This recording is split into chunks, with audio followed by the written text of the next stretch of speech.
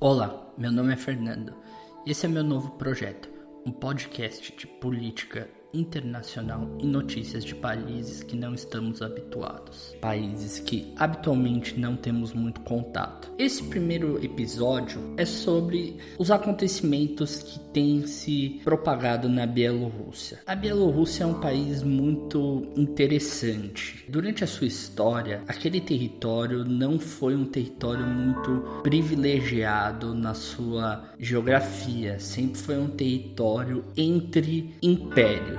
Durante a sua história, a Bielorrússia foi um território que teve no cruzamento entre os vários impérios europeus que se expandiam em direção à Ásia e os impérios asiáticos que vinham em direção à Europa. Mais notadamente, o território da Bielorrússia foi o primeiro território a ser exposto ao Kievan Rus, que era o quê? O Rus de Kiev, que é o primeiro ajuntamento originário da etnia russa, que é como se fosse um ajuntamento de pessoas, quase uma aldeia que deu origem à cidade de Kiev. E essas pessoas com a cultura eslava foram se expandindo em direção aos territórios mais ao norte, que são o resto da atual Ucrânia, indo em direção à Rússia e se transformaram na Rússia que a gente conhece hoje. O nome Bielorrússia, vem do termo Belaya Rus, que é o que? O Rus branco. Belaya é a palavra para branco, Branco por quê? Porque essa seção dos povos eslavos, eles já eram cristianizados. Eu tive o privilégio em 2017 de ir para São Petersburgo e eu visitei a Catedral de São Isaac. E naquela catedral, porta conta a história, o mito da cristianização russa. O grande responsável pela cristianização dos russos foi o príncipe Vladimir. Se a sua família ou se você tem origens ucranianas, você conhece essa história como o príncipe Volodymyr. Este príncipe meio que convertia os seus servos, os seus súditos à base da espada. Diferente dos territórios mais ao sul, como Romênia, Bulgária, a Bielorrússia se cristianizou rápido. Aí se originou esse termo de Belaya Rus. Depois, na época do reino mais interessante, menos falado dos reinos europeus, que é o Grão-Ducado da Lituânia e Polônia, foi a primeira grande monarquia dupla, quase nos moldes do reino Habsburgo, mas antes disso, o príncipe Jogaila lituano se casou com a futura rainha da Polônia, para manter o seu reino, e aí se tornou o grão-ducado da Lituânia-Polônia, ou da Polônia-Lituânia, e aquele reino era enorme. E esse reino incorporou o território da Bielorrússia. E, sendo de tradição católica, esse reino, em comunicações com o Papa se referia àqueles territórios como o território da Alba Rússia, ou seja, em latim alba, branco, cor branca. Também continuando essa referência alba, mas em referência já às pessoas que já eram cristianizadas, que viviam naquele território. Então é muito interessante ver o povo daquela região, desde sempre que eu digo, desde o século 9, que é a história razoavelmente moderna, esteve atrelado a algum império, primeiro de tudo, seja ao Kievan Rus, depois ao Grão-Ducado da Polônia-Lituânia, depois veio ser atrelado ao Império Russo, inevitavelmente, depois veio ser incorporado à União Soviética, naturalmente, e até hoje, depois da queda da União Soviética, a Bielorrússia Bielorrússia tem um tratado de confederação com a Rússia, ou seja, o que esse tratado personifica? O tratado de confederação entre esses dois países autoriza as forças russas a entrarem na Bielorrússia sempre que forem chamados para defender o território, a integridade do território de qualquer ameaça, não vou dizer ao governo da Bielorrússia, mas qualquer ameaça que o governo da Bielorrússia acuse. Seja uma ameaça externa ou talvez uma ameaça interna. Então, a relação entre Minsk, a capital da Bielorrússia, e Moscou é uma relação muito simbiótica, e essa relação só veio se intensificando a partir do século XIX, muito mais no século XX e até agora. Na Primeira Guerra Patriótica, que foi basicamente a tentativa de repelir Napoleão das terras russas, que o único obstáculo que conseguiu deter Napoleão foi o General Inverno. Grandes batalhas daquela guerra foram lutadas em locais que hoje são cidades em territórios da Bielorrússia. Então, por exemplo, muita famosa batalha de Smolensk. Smolensk é uma cidade muito importante no território da Bielorrússia. Se eu não me engano, teve a batalha em Bobruisk também, Bielorrússia. Então, existem batalhas muito importantes na história do Império Russo que aconteceram na Bielorrússia. E também devemos lembrar que em 1917, depois da tomada do poder pelo Partido Comunista, a primeira necessidade que o Lenin identificou para a Rússia se salvar economicamente, para a União Soviética ter algum tipo de força econômica, foi sair da guerra. Então ele, de qualquer jeito, quis assinar um tratado de paz com a Alemanha para acabar com o fronte de guerra ali. O tratado foi assinado na cidade de Brest-Litovsk. Brest-Litovsk, a cidade de Brest, primeiro, é uma cidade que existe até hoje, a fortaleza de Brest existe até hoje e fica na Bielorrússia. Então, vemos que a Bielorrússia é um país, é um território que fica no cruzamento literal entre grandes poderes, grandes impérios que passaram por ali. Nunca existiu um poder endêmico bielorrusso para criar uma cultura, uma identidade nacional bielorrussa. Eles sempre foram incorporados por um poder. Então, por exemplo, existe até hoje um grande conflito sobre qual que é a fronteira da Bielorrússia. Por quê? O Grão-Ducado Lituânia-Polônia acabou pouco tempo antes da Primeira Guerra Mundial, poucas décadas antes da Primeira Guerra Mundial. Então, existem grandes territórios que a Polônia reivindica, principalmente no que tange a Bielorrússia Ocidental. Para me restringir num só, a cidade de Grodno, que fica na fronteira, praticamente na fronteira entre Polônia e Bielorrússia, a Polônia reivindica essa cidade até hoje. Vimos conflitos não resolvidos até hoje. Por exemplo, os poloneses têm uma reivindicação sobre a capital da Lituânia, por exemplo, Vilnius. Quando acabou a Segunda Guerra Mundial, era necessário redesenhar um estado polonês. Quando Hitler tinha sua ideia do espaço vital, ele acabou. O estado polonês foi assimilado pelas duas grandes entidades ali, pelo estado da Alemanha nazista e pela União Soviética. A fronteira oriental da Polônia deixou de existir, foi incorporada pela União Soviética, e a fronteira ocidental da Polônia foi incorporada pela Alemanha. No final da guerra, quando a questão polonesa foi abordada novamente, a criação da nova Polônia foi levada a cabo. As fronteiras polonesas que foram estabelecidas não foram as fronteiras, por assim dizer, tradicionais ou até étnicas que foram respeitadas. Então, por exemplo,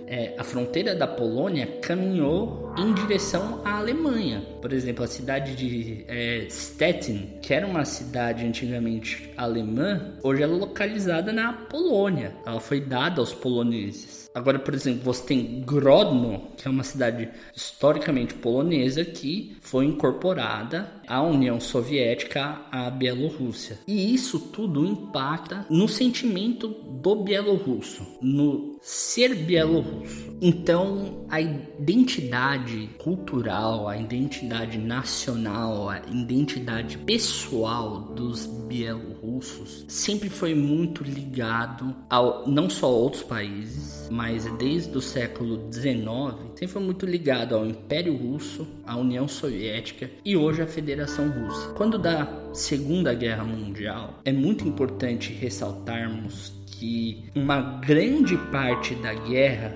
batalhas ferozes, campanhas que geraram muita morte, muita destruição de ambos os lados, tanto do lado dos nazistas, tanto do lado da Wehrmacht, tanto do lado do Exército Vermelho. Essa guerra foi muito batalhada no território da Bielorrússia. Necessário fazer aqui um adendo sobre o incidente do General Vlasov. O General Vlasov era um capitão do exército russo que foi... Não sabe ao certo se ele foi... Claro, ele foi capturado, mas não sabe ao certo se ele foi coagido a virar a casaca, a trocar de lado, ou se ele...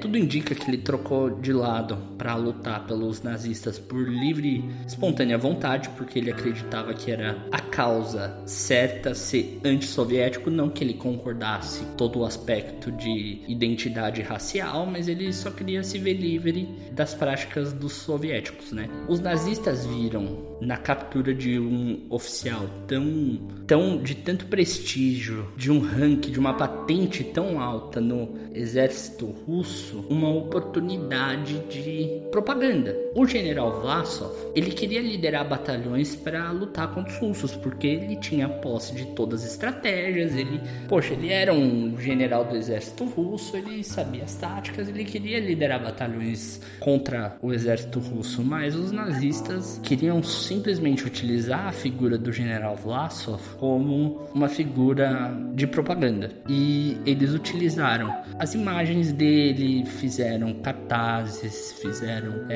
filmes, comunicados, diversos meios de comunicação da época para os populares, para os soldados russos que eram capturados, para eles também mudarem de lado na guerra. O papel do general Vlasov até hoje é muito controverso, porque muitos alegam que ele era um assassino, ele foi um assassino, torturador, mas outros alegam que os nazistas nem deixavam ele pegar em armas porque pela desconfiança.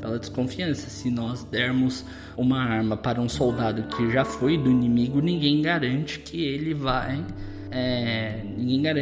respeitar as regras contra nós mesmos.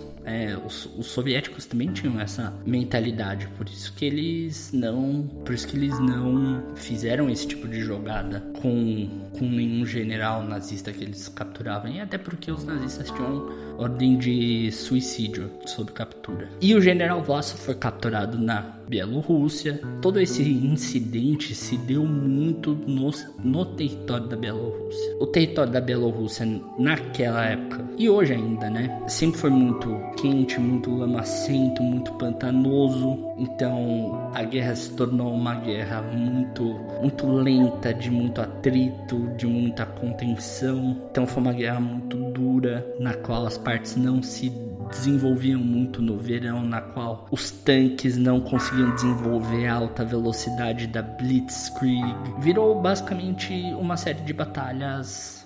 Nessas batalhas, muita morte ocorreu ali naquele território da Bielorrússia. Tanto que no momento em que os russos eram superados, eles tinham tanta fé que a linha não ia quebrar, que eles estavam muito mal preparados para defender as cidades atrás da linha. Então, por exemplo, depois que o exército do Hitler conseguiu passar da Bielorrússia, tinha caminho livre para acessar o Báltico, e existe um incidente famosíssimo que, quando os soldados dele colocaram o pé na areia do Báltico, mandaram uma garrafa de areia de volta para Berlim, e dali teve o famoso cerco a Leningrado. Fizeram a campanha para tentar chegar em Moscou, que foi abortada no meio, e depois teve a volta para Stalingrado. Então a Bielorrússia teve no meio de tudo isso. E importantemente, na volta, na reconquista por parte do exército russo, o rolo compressor foi passando nos mesmos lugares. Quando a guerra acabou, além de já ser parte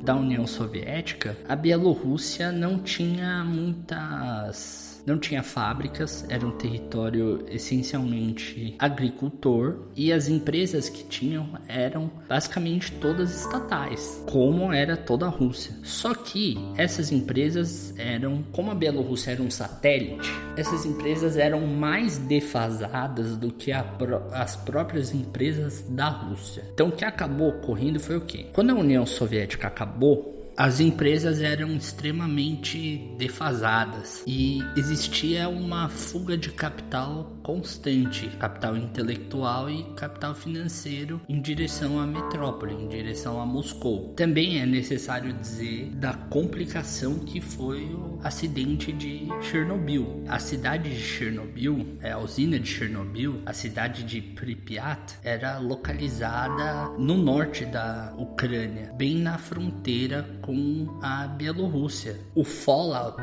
do acidente nuclear foi bem severo para os dois países, tanto para a Ucrânia quanto para a Bielorrússia. Conhecemos bastante a história da Ucrânia porque é a história que está mais em evidência. Por ser onde está localizada a usina, a gente associa a Ucrânia a maior parte dos danos, mas a Bielorrússia sofreu muito também com o pós-desastre de Chernobyl. Um grande número das crianças que sofreu mutações genéticas, defeitos depois do desastre, nasceu na Bielorrússia. Solo contaminado. Na parte sul tem uma parte relevante da zona de exclusão, que teoricamente seria a zona inabitável aos redores da usina, é na Bielorrússia. Então é um país que sofreu muito também com o desastre de Chernobyl, que eu diria que foi quase como a sentença de morte para a União Soviética.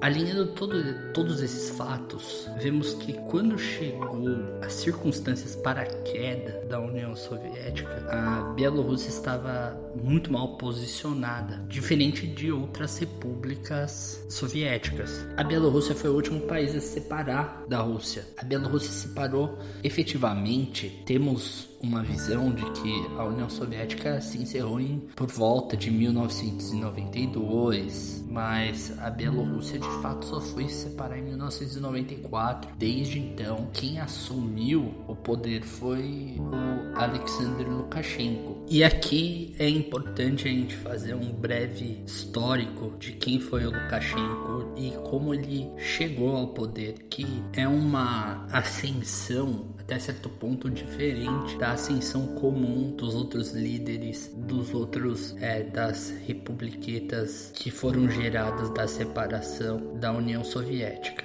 O Lukashenko nascido Alexander Grigorievich Lukashenko, nascido em 30 de agosto de 1954 e presidente da Bielorrússia desde 20 de julho de 1994, Lukashenko não teve uma ascensão tão comum quanto os outros líderes das ex-repúblicas soviéticas tiveram. Alexander Lukashenko estudou pedagogia. Lukashenko serviu como guarda de fronteira de 1975 a 1977, onde ele foi instrutor do departamento político de uma das unidades do exército soviético. Depois ele foi para o distrito militar de Brest de 1980 a 1982 e depois ele ficou como oficial político de uma divisão em Minsk. Depois realistou como especialista em tanques. Em 1979 foi a primeira vez que ele se aventurou na política, né? Foi o ano que ele entrou no Partido Comunista. Depois que ele deixou a carreira militar, ele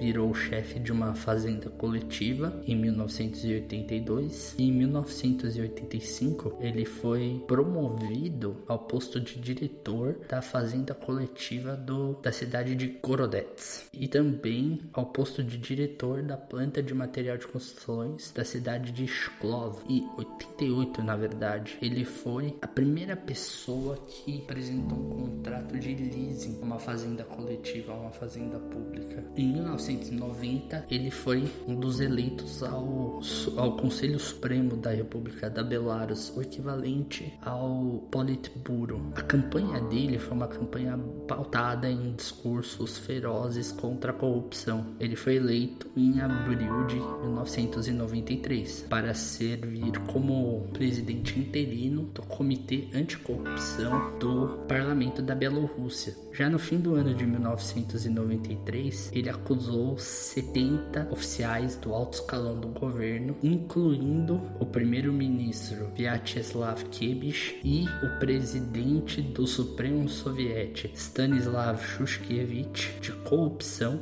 incluindo de roubar fundos, de se apropriar de fundos estatais para usos pessoais.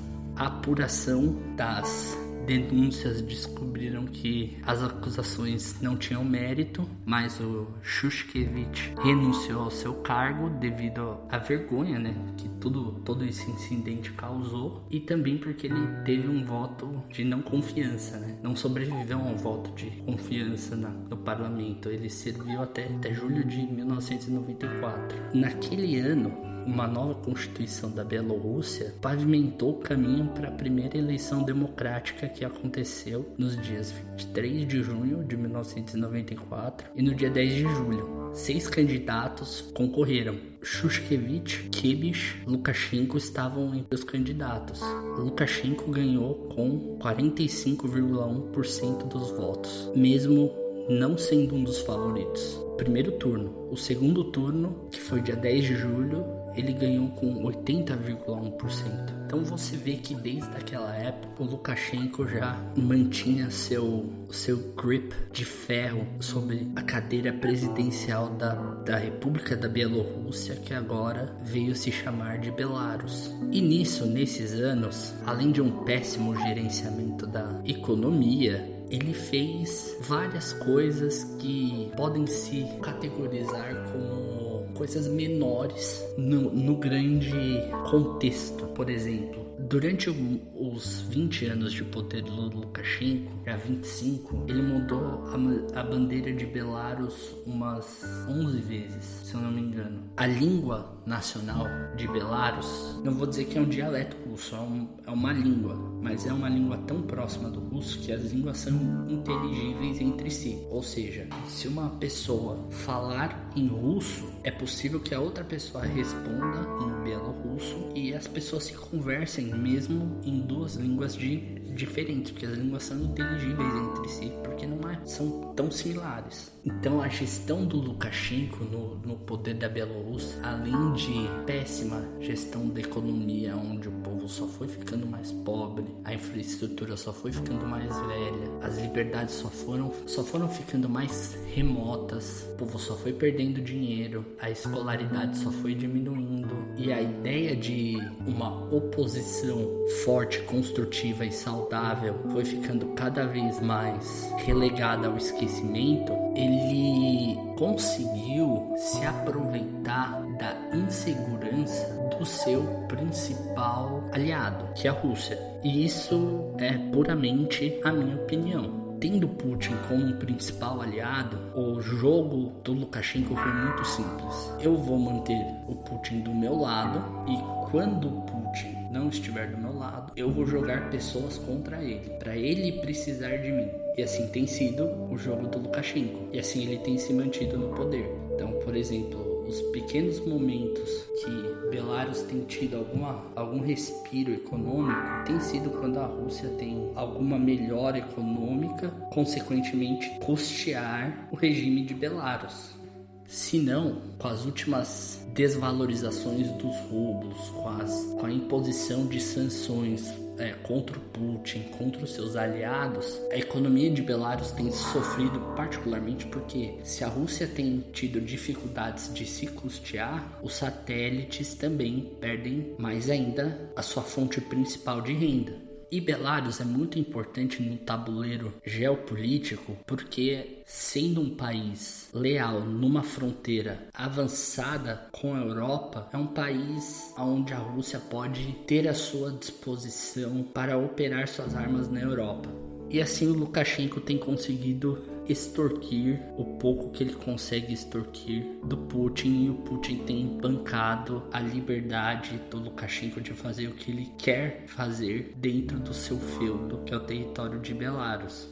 Dentro de Belarus você vê opositores desaparecendo, você vê uma população que sofre no interior principalmente de até certo ponto quase de desnutrição, você vê pessoas que tentam fazer agricultura de subsistência com implementos do século, não só do século passado, mas assim cenas muito antigas, dignas de filmes do Sergei Eisenstein. E fica aqui a minha recomendação para vocês de um canal no YouTube chamado Bald and Bankrupt, que o viajante Simon Wilson viaja não só ao redor do mundo, mas eu gosto muito dos vídeos que ele faz viajando pela Rússia, pelas ex-repúblicas soviéticas, porque ele fala em russo, ele consegue conversar com as pessoas comuns e viajar pelos lugares e realmente ter um entendimento especial das situações, de quem são aquelas pessoas, como elas vivem, os hábitos delas. E é um mundo assim muito interessantíssimo a gente perceber não só como eles são parecidos com o nosso modo de pensar, mas como eles têm os mesmos anseios, as mesmas vontades que nós temos. Mas voltando ao Lukashenko, ele tem conseguido até certo ponto manipular o Putin para sustentar o poder dele. Só que essa manipulação chega a um ponto que, se a Rússia não consegue se sustentar, ele vira refém do jogo da Rússia. Como até certo ponto o Fidel Castro era um aliado que só dava dor de cabeça, o Lukashenko se tornou um aliado que só dá dor de cabeça para o Putin. Esse ano foram marcadas eleições e para dar alguma semelhança de isonomia, o Lukashenko ia permitir 2 chapas de oposição. Só que para ele se manter no poder, ele afugentou os 2 candidatos.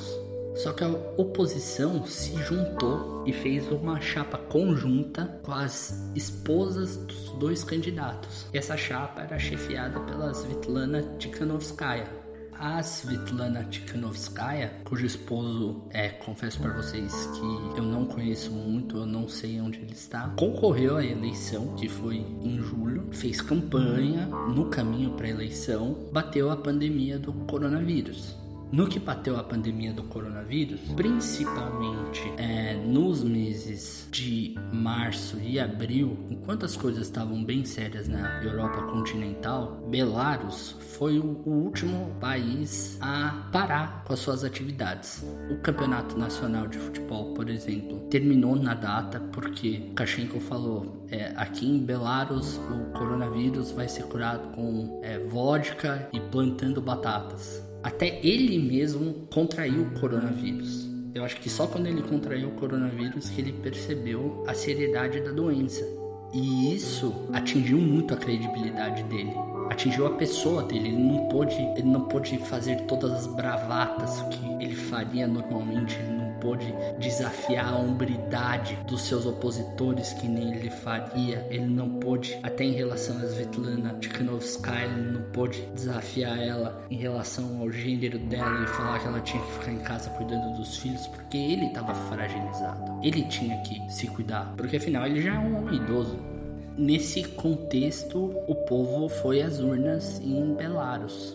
O povo já estava protestando, o povo foi às urnas e, de novo, deu uma vitória acachapante de 90% a favor do Lukashenko.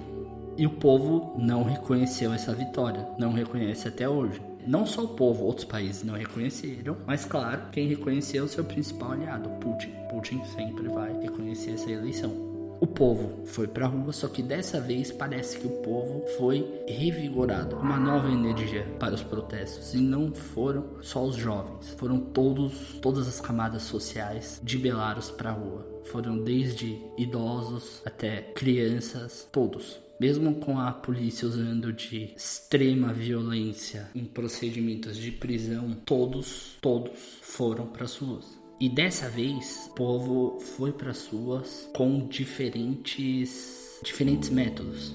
Um dos símbolos novos, um dos símbolos recuperados pelo povo foi a bandeira da Belarus Independente, que é uma bandeira essencialmente branca com uma faixa vermelha no meio, que era a bandeira usada pelo general Vlasov. No dia do aniversário do Lukashenko, os cidadãos de Belarus foram com flores de plástico, que é a tradição deles, tradição funerária de Belarus, levar flores de plástico para depositar no caixão. E eles foram para entregar no Palácio Presidencial as flores de plástico. Então, nota-se um novo vigor, mesmo com altíssima repressão, pancadaria. Em agosto aconteceu um incidente que pegou o movimento oposicionista meio desprevenido. A Svetlana Tikhanovskaya, o marido dela já estava exilado, confesso que eu não sei aonde, só que ela, certa vez, numa sexta-feira, foi presa pela comissão eleitoral e foi interpelada durante 3 horas. Nessas 3 horas, ela gravou um vídeo reconhecendo o resultado das eleições e meio que fazendo um apelo para os protestos pararem e que o Lukashenko era o presidente de direito. Nisso, durante o final de semana, na semana seguinte, ela apareceu na Lituânia e gravou um outro vídeo dizendo: aquela confissão que eu tinha feita foi uma confissão armada, então aquilo é inválido. Fui forçada a gravar aquele vídeo. Outro incidente que ninguém sabe muito o que aconteceu é de uma outra figura muito forte na oposição de Belarus chamada Maria Galkina. Ela ia ser expulsa para a Ucrânia. Para não ser expulsa, ela rasgou o passaporte na frente dos policiais. E aí ela foi presa. Até onde eu consegui apurar, os oposicionistas até agora não sabem onde ela se encontra. E por último, o Lukashenko fez uma cerimônia de posse escondida, onde ele tomou posse do novo mandato de presidente de Belarus. Existem rumores voando que o Lukashenko teria visitado Putin numa casa em Sochi, claro, de propriedade do Putin, que o Putin teria oferecido um empréstimo para flutuar mais ainda a economia de Belarus nessa época e que o Lukashenko estaria disposto a uma reforma constitucional e que muito em breve ele sairia do poder, mas nada disso é, claro, garantido. O meu prognóstico pessoal é que essa história ainda tem alguns contornos que precisamos acompanhar, por algumas razões. Essa história interessa não só ao povo de Belarus, não só ao Putin, não só ao Lukashenko, não só aos tradicionais players envolvidos como União Europeia e Estados Unidos, mas também tem alguns outros envolvidos, por exemplo, Ucrânia e Alemanha. Sobre a Ucrânia, é muito importante falar que os acontecimentos que envolvem Belarus e Ucrânia são ligados pela proximidade e pelo envolvimento da Rússia. eles são quase que monitorados de uma forma conjunta. Então, vai ser muito curiosa a resposta russa com o que vai acontecer com o Lukashenko. Se ele fica, se ele sai, se é colocado alguma outra pessoa que seja uma marionete mais efetiva para o Putin. Por quê? Pelo território belorrusso passa o gasoduto Nord Stream 2, que é o gasoduto que vai levar gás natural da Rússia para o resto da Europa. E só houve a necessidade de se construir o Nord Stream 2 porque o Nord Stream 1 está em desuso por causa da guerra civil da Ucrânia. Aquele gasoduto não serve mais porque ele não pode ser utilizado. Então, é muito importante que a liderança em Belarus, seja Lukashenko, seja outro, se mantenha leal a Moscou. Portanto, seja a Svetlana Tikhanovskaya ou seja algum outro general que o Putin quiser colocar no poder, vai ser alguém leal a Moscou. Por isso que eu também coloquei a Alemanha. A Alemanha se envolvendo em casos como do Alexei Navalny, tomando um certo protagonismo na OTAN, tomando um certo protagonismo como presidente da União Europeia, vai necessariamente ter que colocar em evidência suas posições de política externa. E agora vamos ver qual que é a verdadeira política externa da Alemanha em relação à Europa. Já sabemos que a Alemanha é um país que aceita refugiados, já sabemos qual que é a política externa da Alemanha em relação a pessoas do Oriente Médio, em pessoas da África, que é uma política bem tranquila. Agora queremos saber qual que é a política externa em relação a conflitos dentro da Europa. E isso vai ser um bom primeiro teste para a política externa da Alemanha. Claro, os Estados Unidos vai manter o mínimo envolvimento possível nesse incidente, porque é literalmente o quintal de casa da Rússia e nenhum envolvimento americano vai ser minimamente aceitável. Portanto, os Estados Unidos, não só militarmente, mas politicamente, deve ficar bem fora, simplesmente numa capacidade de monitoramento que eles vão acompanhar. Em relação ao Putin, eu imagino, puramente opinião, que ele tente bancar o Lukashenko ainda. Imagino eu que o Putin ainda deva tentar bancar o Lukashenko simplesmente porque é tão desconhecido o cenário político de Belarus que não existe nenhum outro nome conhecido viável, tanto dentro de Belarus quanto fora de Belarus, que o Putin possa confiar com o cargo de chefe da nação no lugar do Lukashenko. Como diz o ditado, não tem tu, vai tu mesmo. Esse é o cálculo pragmático que o Putin deve estar fazendo na sua cabeça agora. Só que o povo de Belarus já está saturado da ditadura Lukashenko. Como eles vão equacionar isso? Qual que é o jogo que está rolando em Belarus para quem é que vai assumir, sei lá, talvez daqui 1 ano, daqui 2 anos, talvez daqui 5 anos, talvez daqui 10 anos, posto do Lukashenko? O seu filho, chamado Kolya, está chegando à maioridade. Será que o Kolya Lukashenko pode ter uma ascensão meteórica? Não sabemos ainda. Então é um cenário ainda muito fluido essa situação na Bielorrússia. Não sabemos ao certo o que vai acontecer, o que pode acontecer. Ainda tem muitas pequenas engrenagens que ainda vão continuar se mexendo, se movendo. Ainda tem muita lenha para se queimar nessa situação. Ainda tem muitas peças nesse tabuleiro para serem mexidas, muitos movimentos para serem feitos. E só quem sofre nisso daí é o povo. Sabemos que no futuro, claro, como toda coisa cíclica, o preço do petróleo deve se reestabelecer. Portanto, a economia da Rússia, nem que o preço do petróleo não se reestabeleça por completo. Penso que seja difícil que chegue a $60 o barril, como se via antigamente, ou mais do que isso. Mas suponhamos que chegue a $45, $50 o barril do petróleo daqui 5 anos, ou bem menos do que isso daqui 2 anos. Isso já dá uma bela capitalizada novamente na economia russa. Será que isso não dá novas aspirações para o Putin e para o Lukashenko também? Será que isso não dá um novo ânimo para a economia russa? Quem será que vai ser o novo presidente americano? Isso tudo vai ser um fator para tomar decisão. por isso que no jogo da política internacional as decisões raramente são tomadas muito rápido e as crises raramente são resolvidas de uma maneira célere. E a crise em Belarus não vai ser diferente.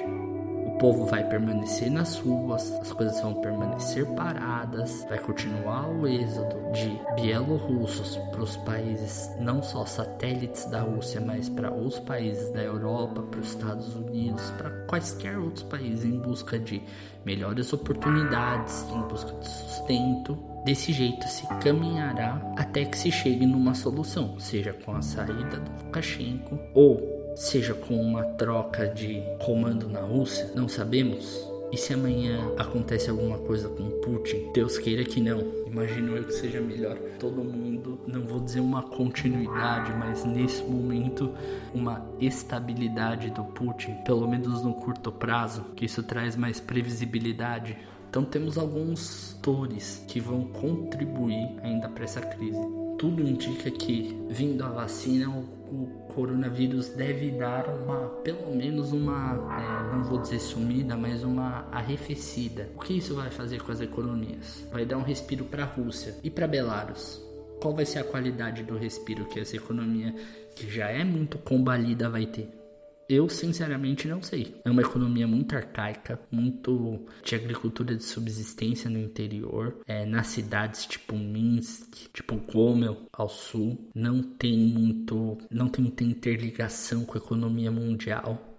O futuro parece duro no momento, mas se não se caminhar até o futuro, nunca chegaremos lá. Então, que nem dizem os estoicos, talvez o obstáculo seja o caminho. É assim que eu encerro esse primeiro podcast. Ainda não temos nome para esse projeto. Se você quiser sugerir um nome, deixe aqui nos comentários. Ideias, qualquer coisa que passe pela sua cabeça, sugestões, deixe nos comentários. Curta, clique no sininho para ativar as notificações, é claro. E por hoje é só. Muito obrigado.